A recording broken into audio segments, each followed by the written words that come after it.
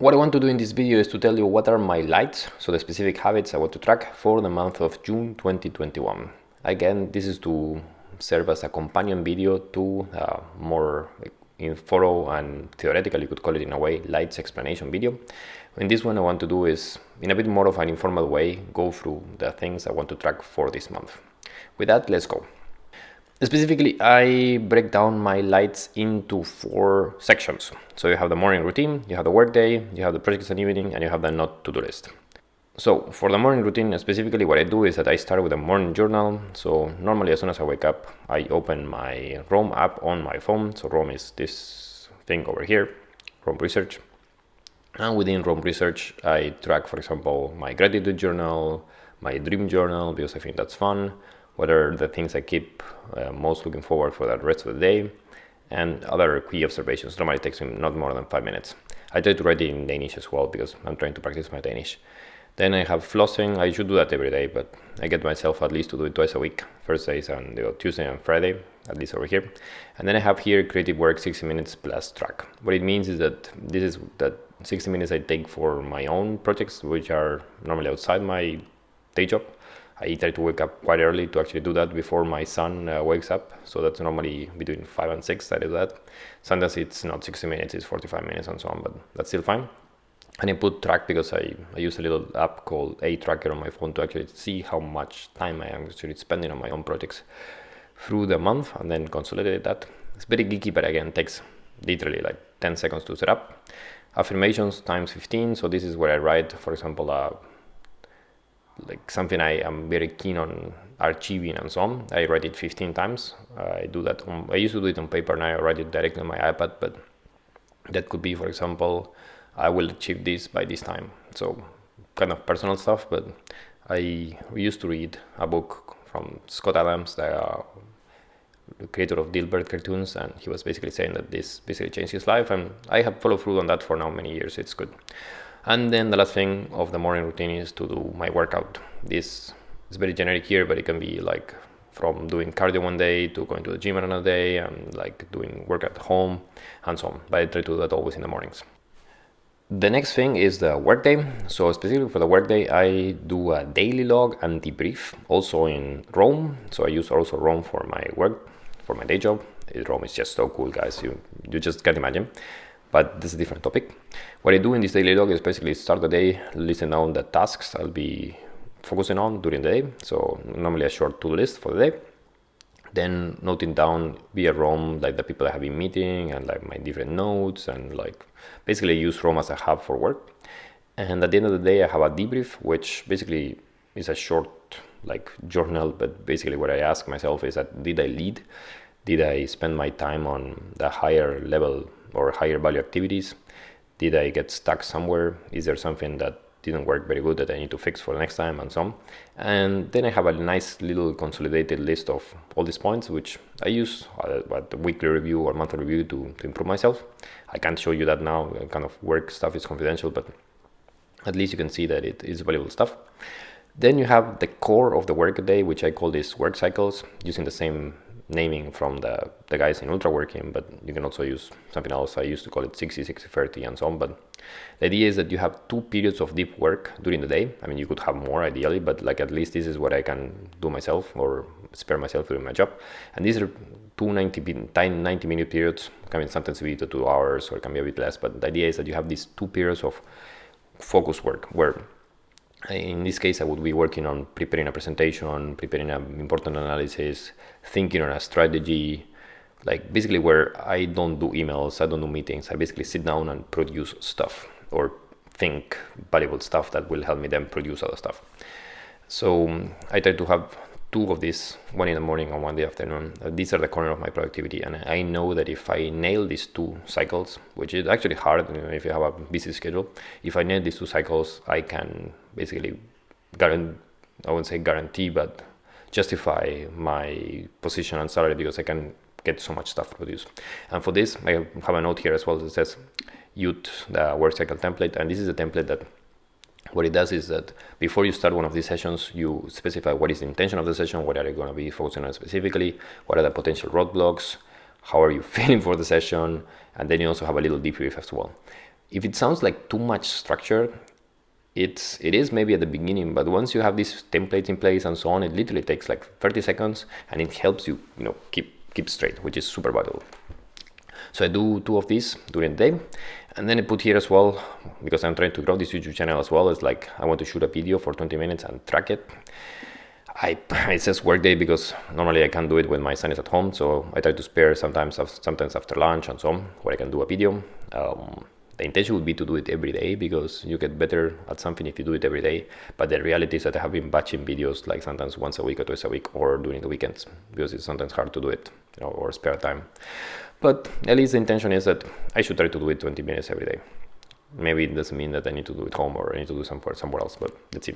And I also say here as well, I can overlap it with my creative work and can't overlap with these work cycles. These work cycles are straight for, day job work.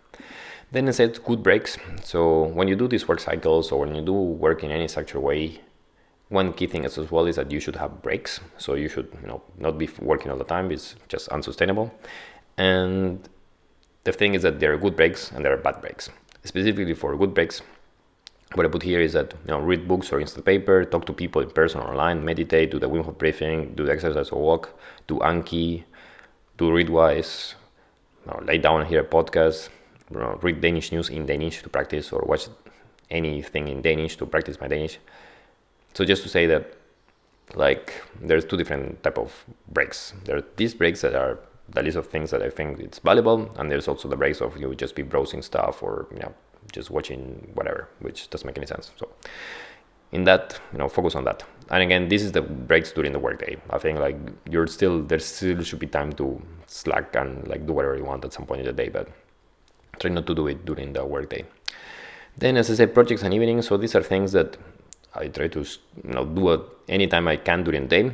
The first one is to complete Anki. I'm a big fan of Anki. If you have read my Danish guide, you'll have seen that. But the idea is that I completed all my Anki cards, and I put that over here. Danish listening, 15 minutes. So if you also read my Danish guide, you'll see that I think my Danish is quite good, but I'm still struggling to understand people in certain contexts.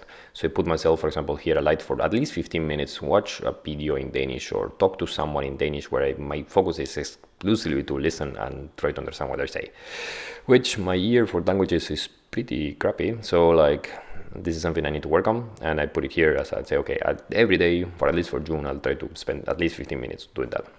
Daily photo. So I used to be very bad taking photos. Now I force myself to at least take 1 photo a day. I have been doing that for more than 2 years now.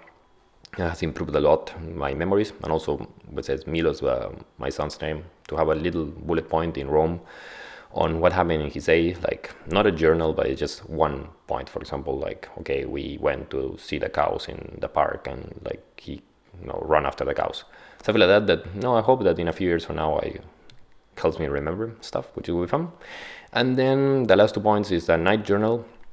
In the same way that I have a morning journal that you hear, they also have a night journal, which is also very short, which basically says, okay, what are the best things that happen in the day, and what is my request for my subconscious, and so on. Very simple stuff, but it's good to say finish the day in a good way.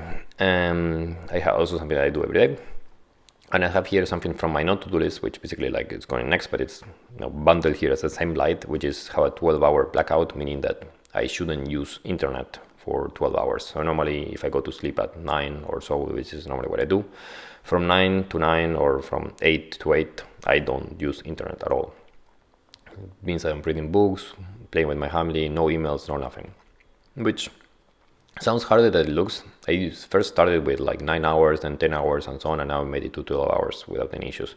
I think I could even expand that, which is good, to zoom out and just focus on the other things in life that are important. Again, going back to these good breaks, you can do all these things instead of browsing around the internet and checking your emails. Then on the not to do list, which is the last point, no news, no politics. I basically I talked on this not to do list in my not to do list video. I'll put a link over here in case you have not seen that. But basically, no news, no politics. So don't think or discuss news or politics. Just waste of time. No bad mood, which is a new thing I added here. So basically, I think I'm normally a guy with a good mood, but I have sometimes noticed that, sometimes just get grumpy for whatever reason. Just say, okay, even if it happens once a month or twice a month, I just don't want to do it. It's a waste of energy and time. because sometimes work gets you mad or whatever. I just put no bad mood. And I put here as well, like checking with my wife, to ask for her objective opinion. So like if I'm in a bad mood interacting with my family, which I try not to, but if it happens, my wife can tell me, hey Mario, you can just put no to your no. Like I had a bad mood, just don't get your points on that. Sounds small, stupid, but like, again, trying to put things in context. No metrics. This one is that even though I have my day job and so on, and it makes like 10 times more that I do from my online business, it's still fun for me or interesting for me to check, okay, I didn't make any sales today, how many email subscribers did I get, how many YouTube subscribers did I get, and so on. And I don't want to spend time and focus on that, so I put no metrics, I just don't check that. And at the same time, I also don't want to check how my investments are going and how my, whatever. If Bitcoin crashed, sometimes his friends ring me the day after, hey Mario, did you see? It's like, okay, I'm not checking stuff.